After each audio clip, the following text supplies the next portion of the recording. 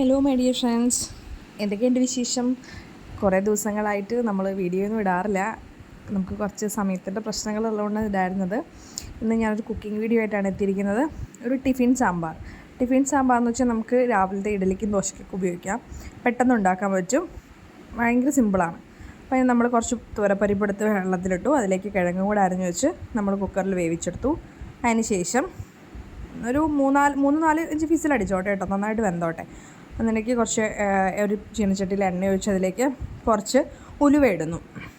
ഉലുവയൊന്ന് മൂത്ത് വരുമ്പോഴത്തേക്കും നമ്മൾ മുളകും കടുകും ഇട്ട്, അതായത് ഇപ്പം ഞാൻ മോൾക്ക് കൊണ്ടുപോകേണ്ടതുകൊണ്ട് കുറച്ച് എരിവ് കുറച്ചാട്ടോ ഇട്ടിരിക്കണേ. അപ്പം നമുക്ക് എരിവ് വേണ്ടവർക്ക് നമുക്ക് വറ്റൽമുളക് കുറച്ച് കൂടുതലിടാം, അല്ലെങ്കിൽ മുളക് പൊടിയാണെങ്കിലും ചേർക്കാം. ഇതിപ്പോൾ ഞാൻ ഒരു വറ്റൽമുളക് എടുത്തിട്ടുള്ളൂ. അതിലേക്ക് കുറച്ച് കായപ്പൊടിയും കൂടി ഇടണം. കായപ്പൊടിയും കൂടി ഇട്ട് ഒന്നും ആവണ്ട, ജസ്റ്റ് ഒന്ന് ഇട്ട് കഴിയുമ്പോഴത്തേക്കും നമ്മൾ ഒരു തക്കാളി അരിഞ്ഞു വെച്ചിട്ടുണ്ട്. തക്കാളി അരിഞ്ഞു വെച്ചത് ഈ എണ്ണയിലേക്ക് ഇട്ട് നമ്മൾ വഴറ്റിയെടുക്കുക ചെയ്യുന്നത്. അപ്പോൾ ഇത് പെട്ടെന്ന് ആവട്ടെ. ഇതിന് മാത്രം നമുക്ക് കഷ്ണങ്ങളൊന്നും വേണ്ട.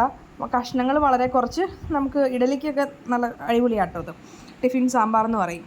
നമ്മളിടയ്ക്ക് ഇത് മിക്കപ്പോഴും ഉണ്ടാക്കാറുണ്ട് ഇവിടെ. ഭയങ്കര എളുപ്പമാണ്, അധികം പച്ചക്കറിയുടെ ആവശ്യങ്ങളുമില്ല. അപ്പം തക്കാളി ഇട്ടു. തക്കാളിയും കൂടി ഇട്ട് തക്കാളി നന്നായിട്ടൊന്ന് വഴഴണേ.